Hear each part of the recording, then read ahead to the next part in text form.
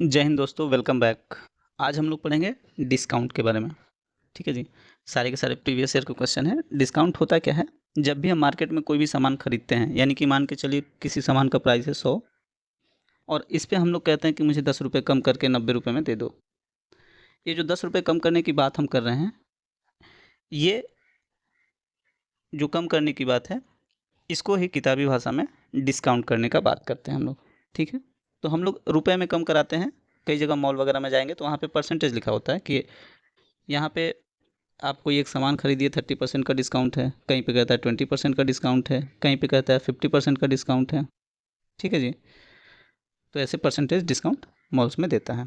ठीक है जी।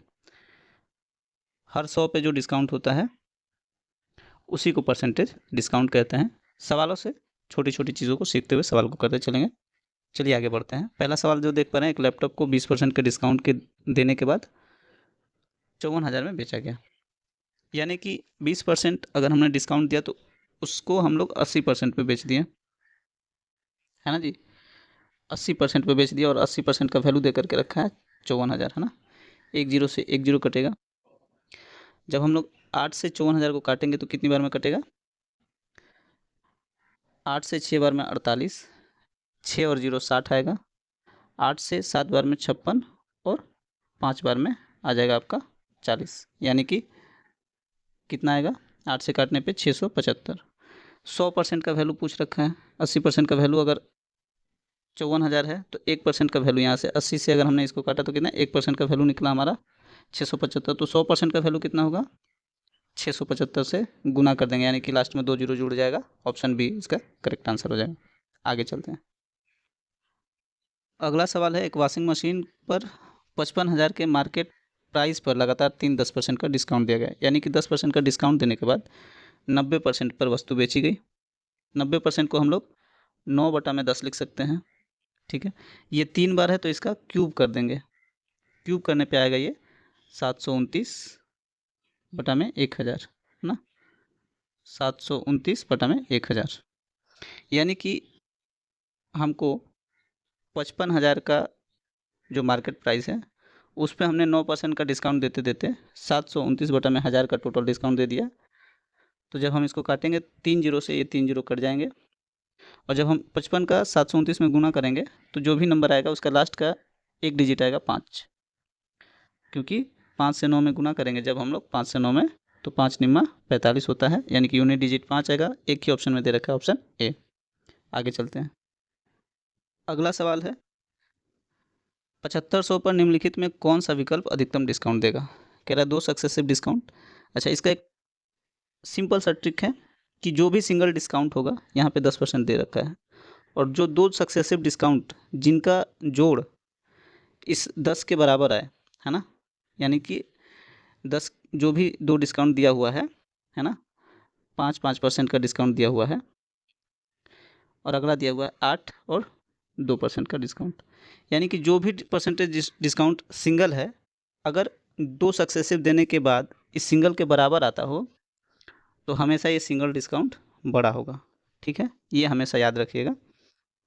तो इसका आंसर हो जाएगा ऑप्शन बी। ये ट्रिक हमेशा याद रखिएगा, आपको पूरा सॉल्व करने का ज़रूरत नहीं पड़ेगा। लेकिन ये कैसे है मैं आपको पूरा सॉल्व करके दिखा देता हूँ। ठीक है। जो हम लोग फॉर्मूला जानते हैं सक्सेसिव निकालने का, फॉर्मूला क्या होता है? मान के चलिए एक डिस्काउंट एक्स है और दूसरा डिस्काउंट वाई दे रखा है। जब इसका सक्सेसिव आप निकालेंगे तो क्या होगा? एक्स प्लस वाई माइनस का एक्स वाई बाई 100, ये इसका फॉर्मूला होता है। अच्छा, जब आप देख पा रहे हैं कि एक्स प्लस वाई, है ना, मैंने क्या कहा कि जो भी सिंगल डिस्काउंट है इसके बराबर होता है, तो ये हमेशा सिंगल डिस्काउंट हमेशा 2 सक्सेसिव डिस्काउंट से बड़ा होगा। क्यों? क्योंकि जो 2 सक्सेसिव डिस्काउंट है उनका प्रोडक्ट में 100 से डिवाइड करके माइनस करेंगे, इसीलिए ये बड़ा होगा।